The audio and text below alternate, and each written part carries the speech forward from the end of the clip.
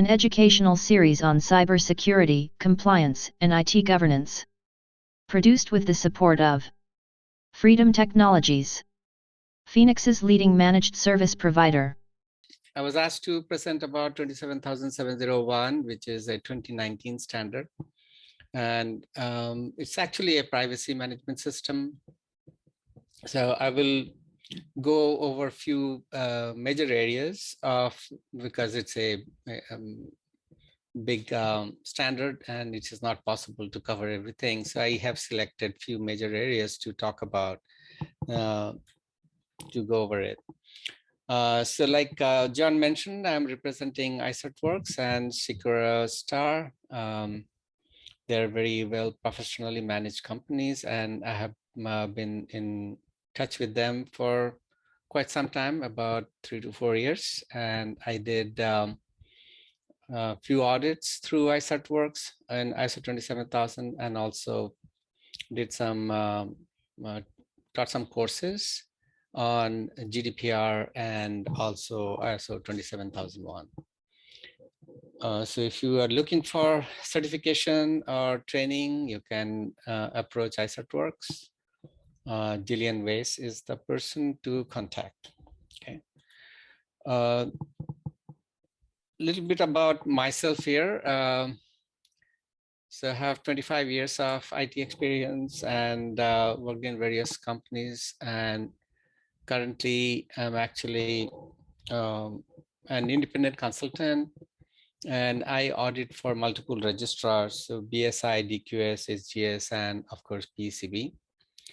And these are the standards that I normally do: 27001, 20000, SecureaStar 718, 27701.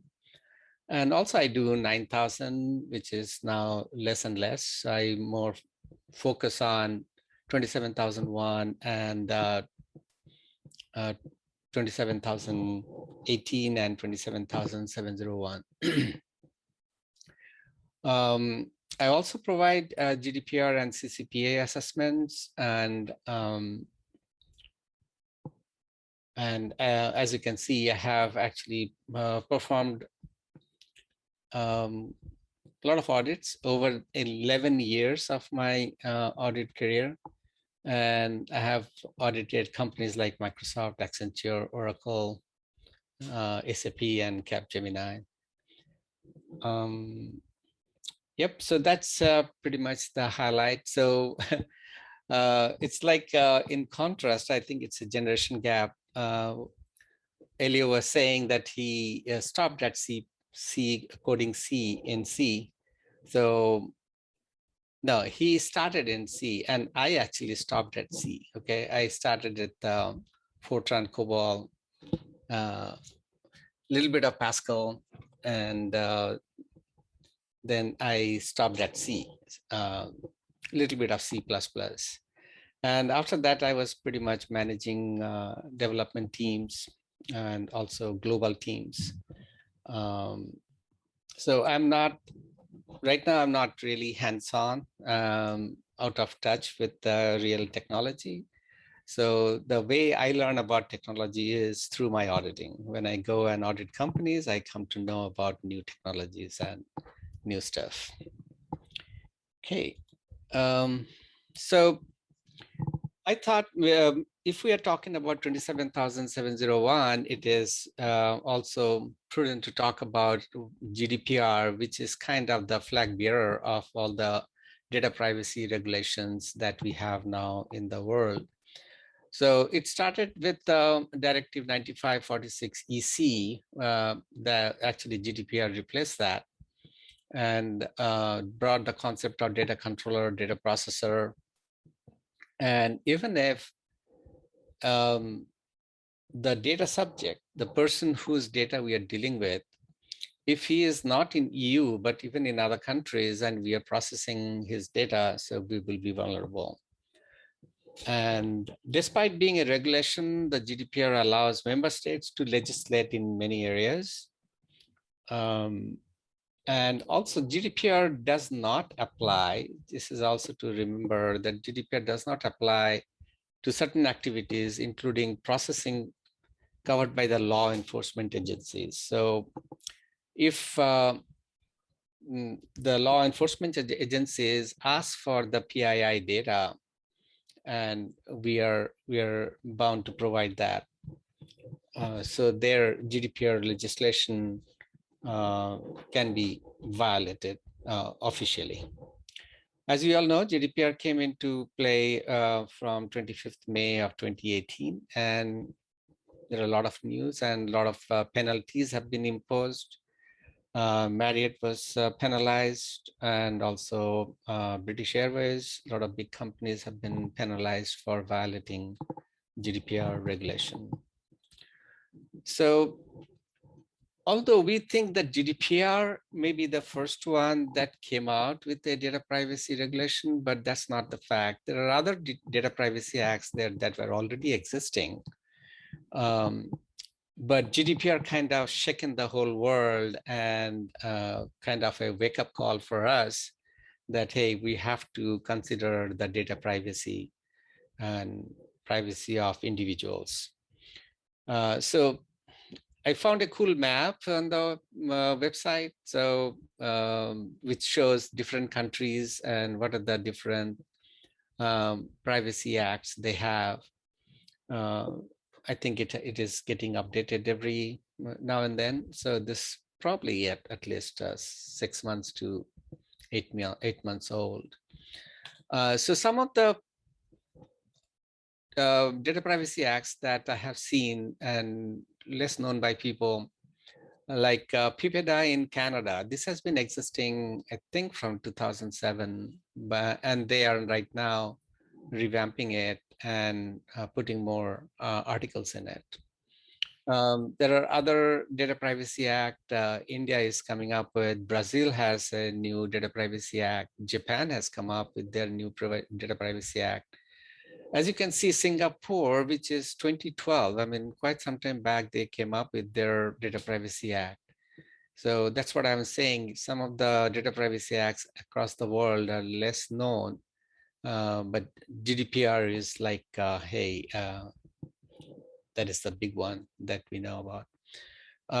So apart from countries coming up with data privacy act, we are also seeing a trend that even the different state legislation, they're coming up with the data privacy act. The CCPA is California Consumer Protection Act that came up.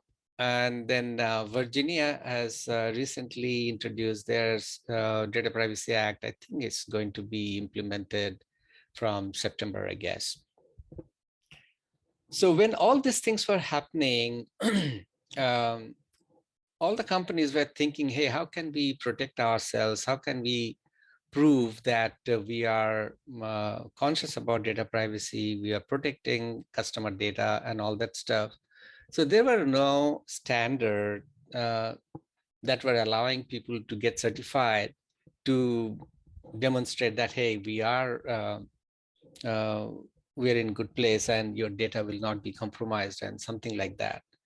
So before 27701 came up, British standards 10,012 2017 standard was used as a certification that a lot of companies went for to demonstrate that they are practicing data privacy.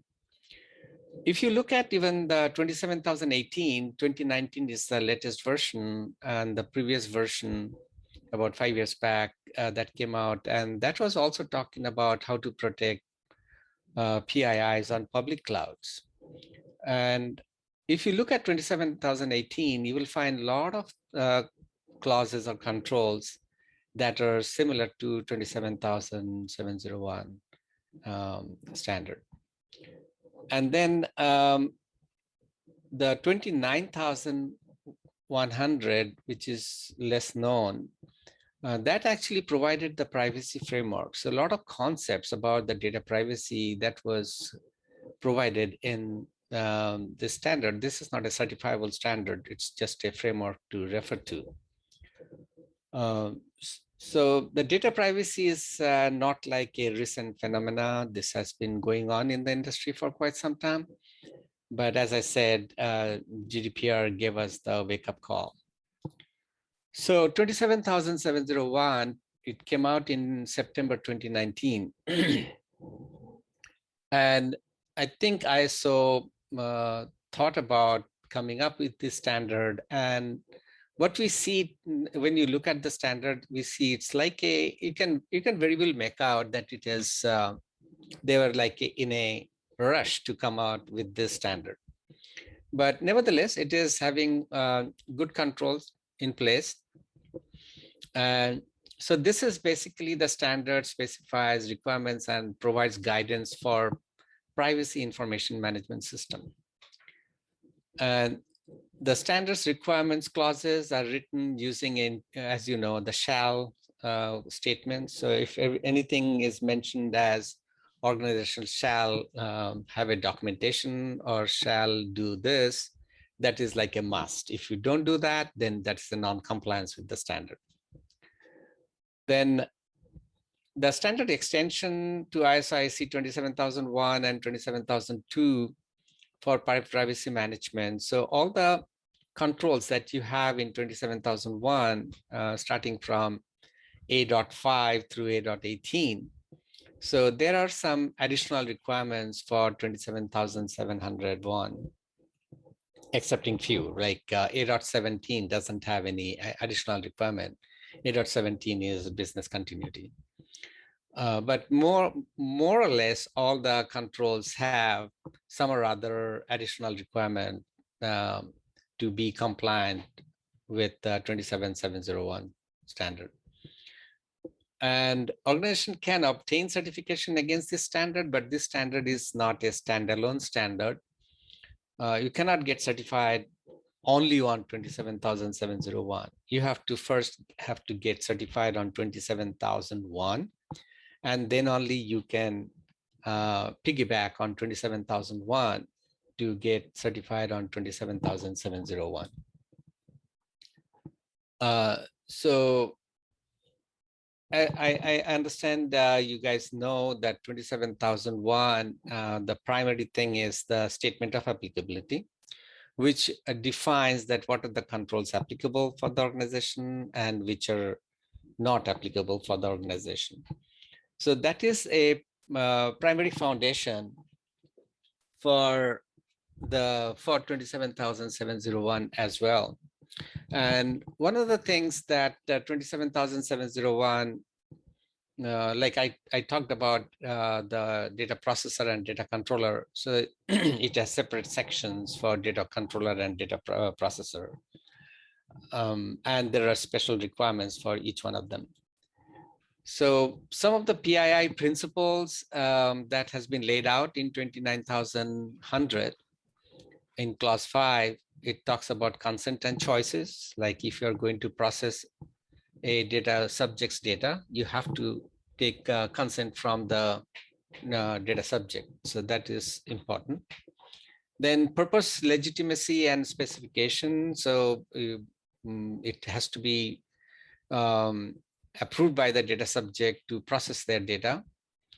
There is also collection limitation that you cannot collect any data that you want. So you have to only collect that much of data that is required for your processing. You cannot collect more than that and store in your system, which is not required for your processing. It's similar thing. Data minimization is kind of that concept again. You cannot store or collect data more than that you require. There is also limitation on use of data, limitation on retention, how long you can retain, and also disclosure limitation, who you can disclose and who you cannot. Accuracy and compliance. So the data subject has a right to correct their data. So if they see that their data is not correct in your system, I don't know whatever way they find out, but they have the right to come to you and say that, hey, you have to correct my data. on openness, transparency, and notice that has to be provided to the data subject. And of course, the access to the data, like, I don't know if you have heard of the concept called DSAR, data subject access request. So the data subject has the right to request to make to change their data, to make modification to the data. Accountability has to be maintained, and of course, information security is important, and compliance with privacy. So these are basically the PII principles as laid out by 29100. So let's talk about information privacy. So interesting concept. Information privacy is all about protecting people's privacy and the freedom. And information privacy is about protecting personally identifiable information. And information privacy is human right. So data subject has the right to protect their own data, own private data. And organizations need to be compliant with acceptable laws while processing PIIs like GDPR or CCPA. Now, what's the difference between information security and privacy? So just not to confuse between them, security and privacy, they are different, but information security protects the data from unauthorized access. So I like this wording here. And privacy is disclosure of PII in an authorized manner. So you can disclose, but it has to be authorized. So that's how the privacy is maintained. And information security and privacy are complementary to each other, and privacy cannot exist without information security controls. So you have to have the foundation of information security, and then only on top of that, you can build your data privacy model. Okay. So a little bit going into the different clauses that the 27701 has in this standard. So clause 5 is the privacy information management system specific requirements. So which is basically talking about, if you're familiar with 27001 clauses and controls. So it is actually, the main standard of 27001.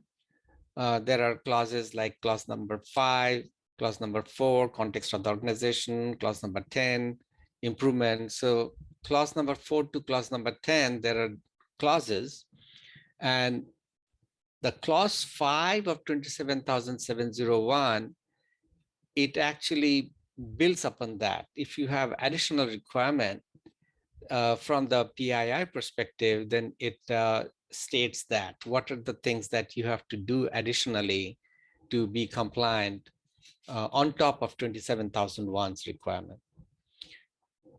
Clause 6 is also PIMS specific guidance, and that is on top of the Annex A control.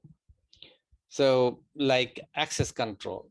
So if you're dealing with PII, so you have to have additional identity access management, right? So it is talking about for it dealing with all the controls from 8.5 through 8.18, and stating that what are the additional controls, additional requirements that you have to apply to be compliant with 27701. Now, clause 7 and clause 8 pretty much identical if you look at them, but clause 7 is for PII controllers, so which is more requirements than the clause 8. So clause 8 pretty much is a subset of clause 7, because PII processors don't have to abide by all the requirements of a PII controllers. So when I audit, I always advise the client. So I tell them that try to be the PII processor, and then your liabilities will be less, and of course, I mean, if you look at in most of the cases, if you're auditing an IT company, most of the cases they're PII processor, they're not PII controller, because controller is the organization that is controlling the data, the owning the data. Then they are the controllers.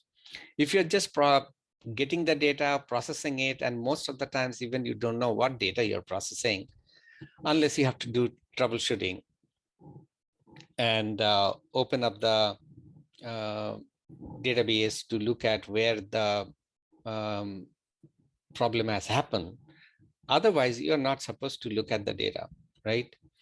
So the PIA processors are kind of cognizant about what data is being processed. So then there are annexures that you have in 27701.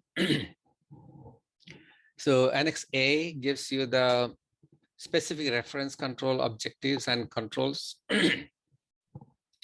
And Annex B is the specific reference control objectives and controls for PIA processor. Then mapping to 29100 and mapping to the GDPR and mapping to 2718 and 29151. And also Annex F gives you some idea about how to apply 27701 to 27001 and 27002. 27002 is nothing but the Annex A controls of 27001, if that makes sense. So in the standard, like I said, Annexure D gives you a table where you can look at which clauses are mapping to which GDPR article. As you might be knowing, there are 99 articles in GDPR, and I guess there are 173 recitals. So it's a pretty big document and a lot of controls, but not all the articles are required to be compliant with. Roughly about 45 articles that as an organization you have to comply with. And rest of them is basically for the European Commission and EU organization. So what I was trying to do, like I said, I mean, instead of going through each and every clauses and control that the time will not permit. So I was thinking that I will just cover some of the main concept or major areas that we have to be concerned about. And in some places, it's a new concept that this standard has brought in. I would say not only this standard, even GDPR has brought in, and which has been kind of borrowed by this standard.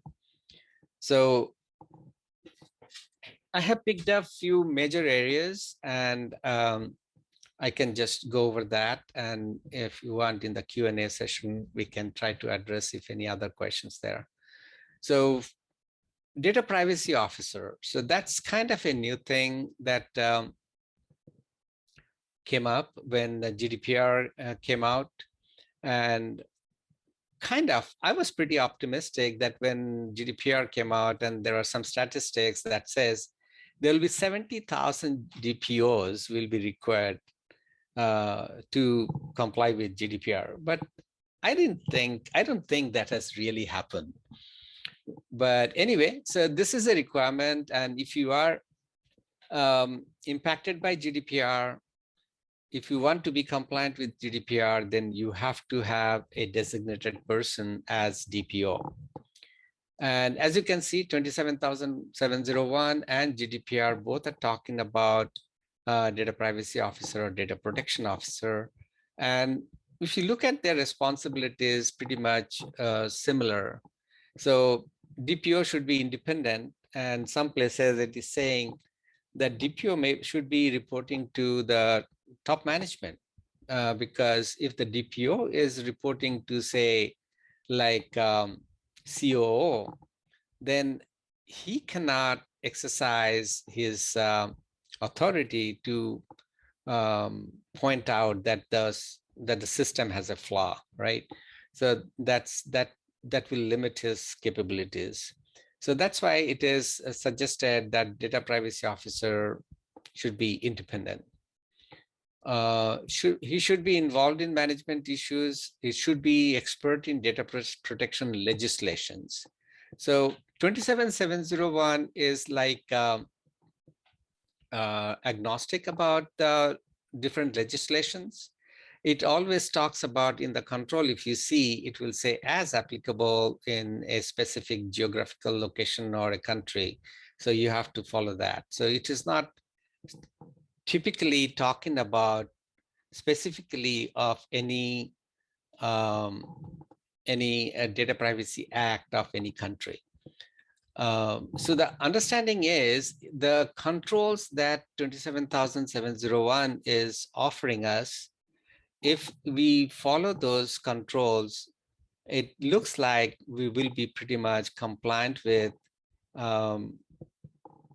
in a generic fashion, all the data privacy acts that are coming out in different countries. There could be some different nuances, like if you look at the history of GDPR, there were data privacy act in each member countries of European Union. France had its own, Germany had its own. So one of the things that GDPR has done, it has consolidated all the data privacy acts of different EU countries, EU member countries, and combined it into GDPR. And again, if you look at GDPR, it also says, hey, GDPR, don't just go by the GDPR. When you're trying to be compliant and you're operating in a specific country, you have to also know that that specific country's specific data privacy legislations, okay? That is on top of GDPR. So that's why even the DPO should be aware of different data privacy legislations. If you're a DPO of an organization and that organization is performing in different countries, so you should be aware of those legislations in different countries. There is also a concept of supervisory authority, so which is again came out from GDPR. So supervisory authorities are appointed by a member country of EU. So each member country of EU has their own supervisory authority. And not going into detail there, but if there is a data breach, then you have to inform the supervisory authority of that country. If your data subject is from France, then you have to inform, if there is a data breach, you have to inform the supervisory authority of France that this data breach has happened. Okay. The last bullet is also important. So we will talk a little bit about privacy impact assessment, and it is DPO who will be advising when to perform the privacy impact assessment. So I'm not going through the requirements of GDPR here. You will see more or less they're similar to what I'm talking about in 27701. So going to the next major area, which I like it. So privacy by design and privacy by default. So that is again provided by 27701 and GDPR Article 25 talks about that. So it is like what Elio was talking about. How do you control your code? So it is like taking a preemptive action to design it in such a way that you can stop, you can prevent any data breach to happen. So there is a Japanese word, I don't know if you have heard of it, it's called pokayoke, which is like mistake proofing. So which is, if you by design, if you can stop that mistake from happening, then you can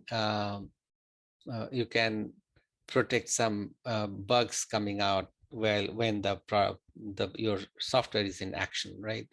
And there could be no loopholes that can be used by the bad people, the hackers, to hack your code. So that's the kind of concept here.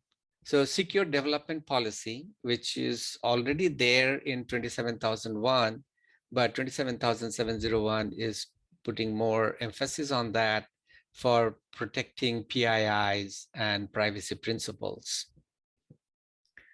And limit collection, so that is, say you're designing a UI And while designing the UI, you should be concerned about or cognizant about what data you're going to process down the line. So you, through that UI, you only collect that much of information that is required for your processing. And I will talk a little bit about the data modeling. So if we have a good data modeling in place, then we know what data we are going to process, and then we can take care of the design part of the data collection from that perspective. And like Elio mentioned, the input data, so validation of the input data is very important. So which is checking the accuracy and quality of the input data. Again, PII minimization, we can take care of that through privacy by design. De-identification, deletion after processing. So this is very important. So as you all know, de-identification, which is like pseudonymization or anonymization of the data, or masking of the data, obfuscation of the data, which is very important. So if you are not requiring that data anymore in your system, so either you get rid of that, either you delete that data totally from your system, or you de-identify that, and then you can keep that data. Temporary files, we'll talk about that a little bit if time permits, and how long you can retain. So, I mean, there could be automatic purging, right? So by design, you can write a routine which can automatically purge the data after a certain period of time, right? So important is, like I tried to depict in this picture, that process workflow is very important. So you need to know where the data is coming from, how the data is being processed, who is the user of the data, and where the data is going. So that if you can come up with a process workflow, so that will be very helpful in defining the privacy by design or privacy by default. By the way, I mean, you guys might have seen, and Elio also talked about zero trust architecture, and I'm delighted to see that Biden's executive order that came out in May 17, that talks about zero trust architecture. So it's interesting. Okay, another major area is privacy impact assessment. So the thing is, the data that we're processing, most of the time, you know, I think Elia also alluded to that. Sometimes the code that is running, and I have worked on mainframe. So the basic concept was, don't touch it if it is not broken, right? So don't touch. I mean, it is like a black box. That code is treated as a black box. Don't touch it. But nobody knows what data goes in, how the data is being processed, how the data is kept, you know, what are the temporary files are created and all that. So nobody knows that. And nobody wants to know that. So if it is working, just let it work. I actually worked for Bank of America and converted a lot of VSM files to DB2. So that's where I'm talking about. So there are some millions of billions of lines of code in COBOL and assembly. And nobody knows how those codes function, you know, but that works. So nobody wants to touch it. But now my team is there, and now we have to convert it to DB2. Hey, unless we know the VSM file structure or how the data is processing, how the data is stored, how are we going to create the tables in DB2, right? How are we going to write the stored procedure to process the data? So that was a real challenge for us to, I mean, basically going through the lines of codes to understand what processing is being done. There were no documentation. And so a lot of time we do not know what kind of PII we are dealing with and how those PIIs are processed. Back in late 80s or early 90s, when I actually was doing database designing and also system designing, I don't know whether you guys remember that. We used to call that data flow diagram. I think we're getting back to that. So data flow diagram will be very useful to, like, I tried to draw some picture here, and it's actually a system that I have reviewed. So this is like where the data is coming from, how it is processed, how it is stored. And then in red, actually tried to depict that, hey, this storage, this store is actually having PII. This process, billing process, is actually processing PII data. This invoice that is generated, it is having some PII data.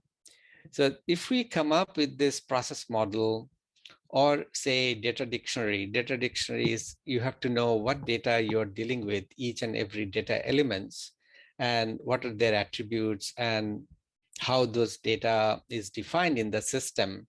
Then you will find whether that data is PII impacted or non-PII.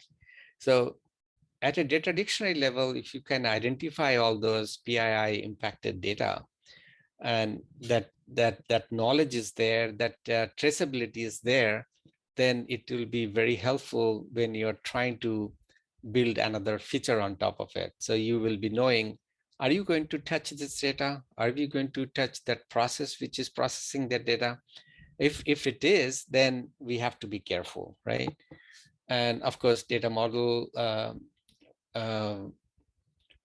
before I start talking, I was thinking, hey, I'm going to preaching to the choir. Like, I mean, you guys are expert in information security, and you're very knowledgeable people. So, so a data model also, as you know, it's kind of an entity relationship diagram where you define which the entity is related to another entity, and what is the cardinality of relationship and all that stuff. So if you can build this process model or system model is combination of process model and data model. And after analyzing your system, so that becomes an asset for your organization. So you will know, and there are tools that can be used where the tool that you use, that will be storing the data, creating the data dictionary, creating the data model, creating the process model. And if you have that system model in your hand, you know every bit of information that you're processing.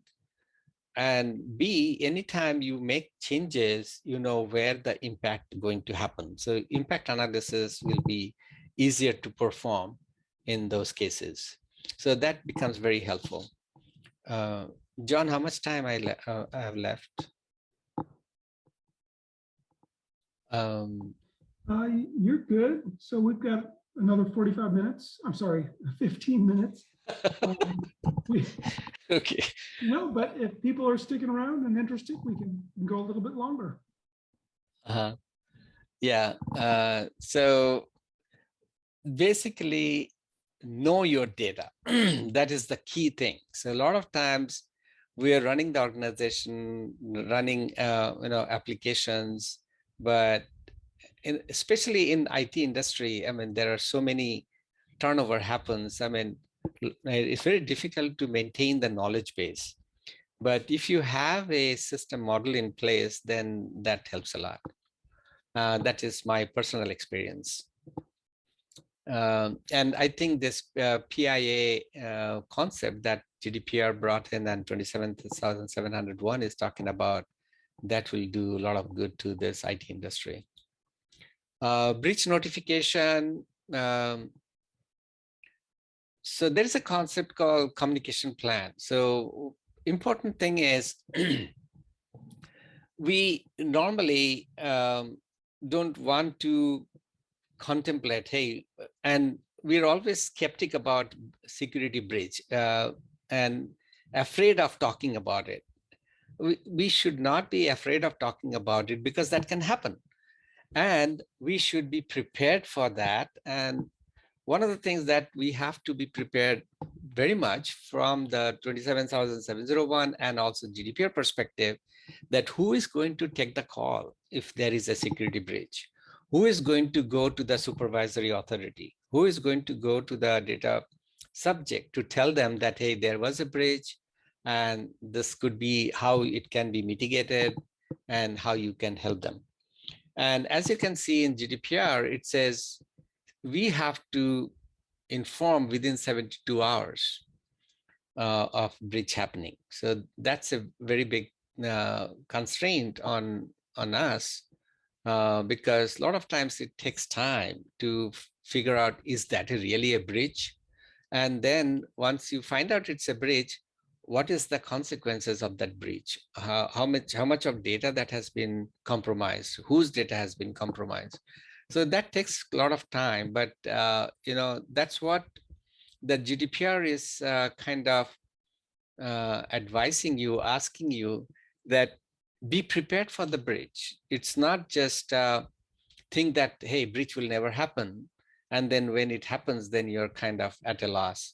So you have to prepare yourself for the breach if that happens. Cross your finger, knock on wood, but that can happen, and it's happening. Lawful basis, it's pretty simple. So you have to follow the law of the land. Every country has their own laws, so you have to follow that. And some of the legal basis could be consent from PII principle. It's nothing but data subject. Performance of contract. So in the contract, it may be detailed that how data should be handled. So these are some of the things that can help you to process the data on a lawful basis. All right. International transfer, as you know, this is very important, and that is one of the issues why GDPR has come into play. Just a couple of things I want to point out. One is, I don't know if you guys are familiar with Safe Harbor, and then Safe Harbor was replaced by Privacy Shield, and then Privacy Shield became defunct. So now we pretty much have nothing in place, but I kind of happy to see that on 4th of June 2021, European Commission has come up with the standard contractual clauses. So I think that is going to help us quite a bit. And GDPR also has a concept called binding corporate rules, which is also good, where you can define what data to be transferred, what data not to be transferred. If it is transferred, what precautions to be made. So all that defined in the binding corporate rules. Okay. And again, I mean, I will reiterate the data model or the system model. If we create that, if we know where the data is coming from and where the data is going, and is it crossing the international boundary? Like we have a server in London, we have a server in, say, New York. Say, is there a data exchange happening between them? And if it is happening, what kind of data is happening? So that we need to know that level of information, then we can take the decision in a proper manner.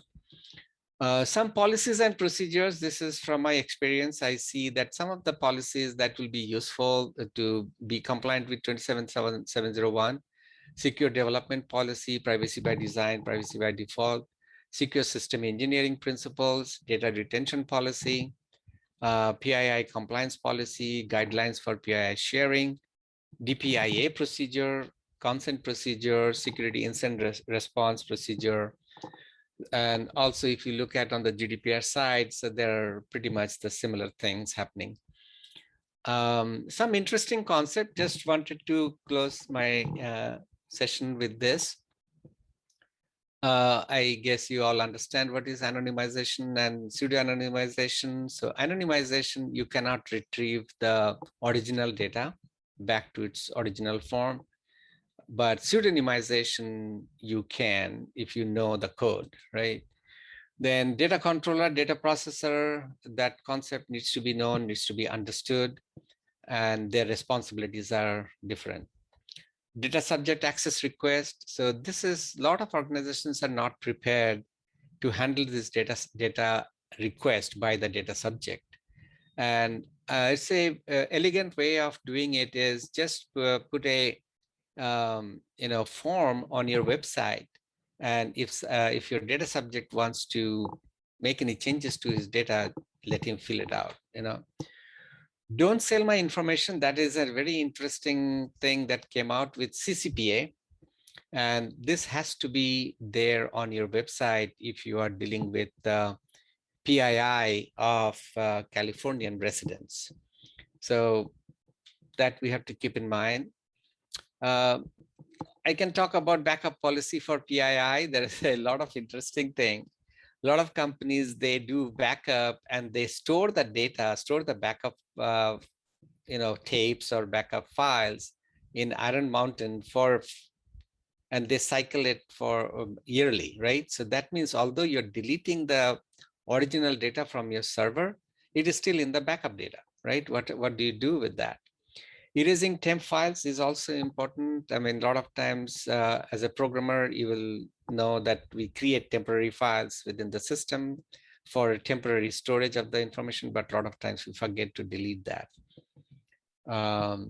Okay, I think that's pretty much I wanted to talk about, and we can take some questions if possible. And if I can answer them, I'll be delighted. I was not watching the chat, but I don't know if there are any questions. Probably just some back and forth. So I did have one question. So how many, obviously you're dealing with very large organizations in the past, but do you see smaller organizations attempting to implement the standard or subject to it? Yeah, but that's a very good question. So I have a startup. I helped a startup to be compliant with 27701, and they got certified. And I can also say, yes, I think I can say that Accenture is 27701 certified. So that's the two poles of, extremes of organizations that you can think of. So if you are vulnerable, if you are at a conscious company, I would say, and if you know that you are processing PII, then try to be compliant with the standard so that you are protecting yourself from paying $4 million, which is GDPR's penalty.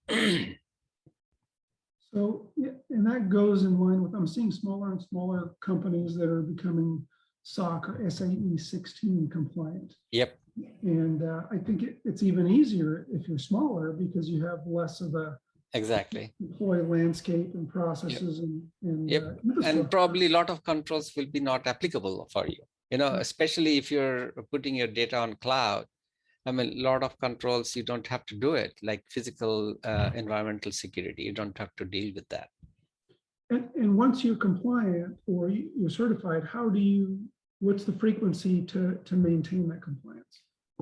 So it is like once you're certified by a registrar, like I mentioned, DQS, BSI, or even PCB, then your organization is pretty much hooked up. You have to be audited every year, which is called surveillance audit. And every 3 years, you have to go for recertification, revalidate your certificate. Okay. It just seems to be a strong strategic advantage depending on what industry you're in to just have that certification. And vote of confidence to your customer base too. Yeah, and it is if you are in that sensitive data, you're dealing with sensitive data, and your customers coming to you to get data processed, they will also send you a questionnaire. And I have seen that. I have experienced that. I have helped a lot of companies. So if you look at that questionnaire, you will pretty much see that the questions they're asking is pretty much same as the controls that you have in 27001.